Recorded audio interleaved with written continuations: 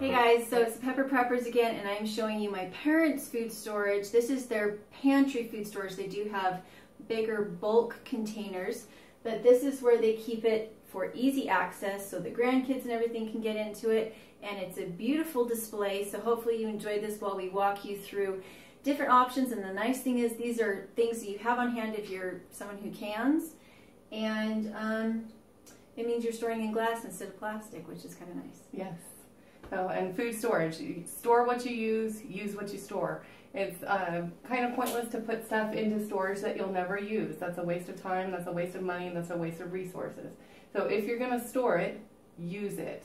And this is a beautiful way to incorporate your bulk storage into an easy access form so that you can take it into your kitchen and prepare meals with it. Yep. So here, these are all stored in jars. So you can see, labeled at the end so it's easy access. So, beautiful. This is attractive food storage. And easy to refill from the big 5-gallon buckets that are somewhere else. Right. That's something we do with our own personal food storage, is we have the bulk buys and then we store them into smaller containers. And at my house, I would most likely have the big containers and then have an even smaller spice container that's located in our kitchen that's just easy access for meal preparation, where this would be more of our intermediary storage at my house. These are bigger jars and more like beans and dry goods versus herbs. Beautiful food storage, so you can see that you can put food away and it can be attractive and not something that's embarrassing. If you have friends or family come over, they're not going to look at you like you're some crazy survivalist. You'll look organized. Okay. So there is nothing that says that food storage has to be huge, cumbersome, bulky, and unattractive. So you can incorporate this into your life in a way that works well for you. Okay, so this is the basement storage. It's always good to keep your food storage in a cool place rather than a warm place.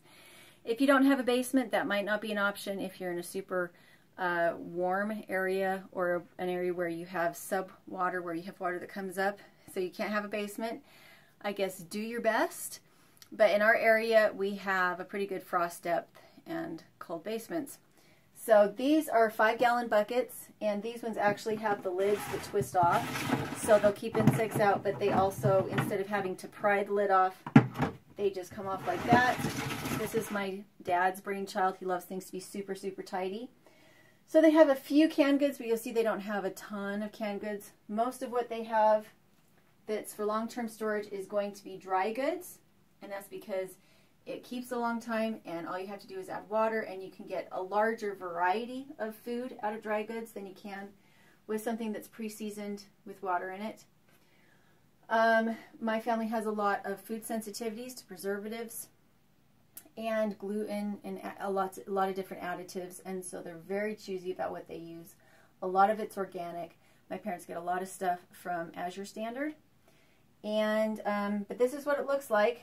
It is nice if you can keep it up off the ground. It takes less space if it's in a shelf. And it's really important not to have spills. If you have spills, it invites vermin. It invites insects and mice and rats and nasty. And so for me, what I like to do is that when I have big bulk items, I put them in Ziploc bags inside the buckets so that I can send my children to go and get the food storage, rather than worrying that they're going to be trying to scoop it out into a smaller container and they're going to miss. So that's my personal preference. My parents do have some things that they keep canned in. It's because they use a lot of it, and that would be coconut milk, coconut cream, because I have a brother who can't have milk. My dad doesn't drink milk. And so when they do find something that works really well for them, they buy a lot of it.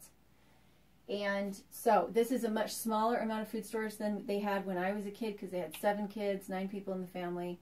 They had an entire basement full of food storage when I was a kid.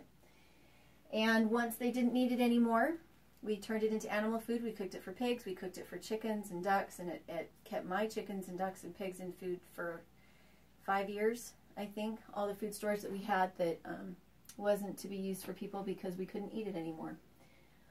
If you're going to store nuts, And some seeds, they're not as shelf stable. And so if you're going to store things like paleo flowers, try to rotate them about every 6 months at a minimum. Otherwise, they will go bad on you. My parents do also store vitamins, and I think that can be really important.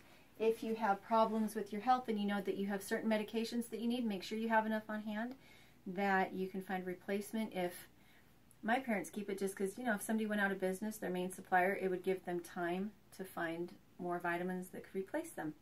So that is something that is kind of a family stockpile. When I need vitamins, I can buy them for my mom, and I don't have to go get a bulk order from their supplier, and that's really nice. And then they have their library of information that's really important to them. And, you know, having those skills is also part of your food storage. So, just in case you didn't know, we do Facebook Lives where you get to come in and ask us questions on Facebook, Saturday mornings, 10 a.m. Mountain Time. Yes. So make sure to join us there. Now, if you got anything of value out of this video, please like, share, and subscribe. Yep.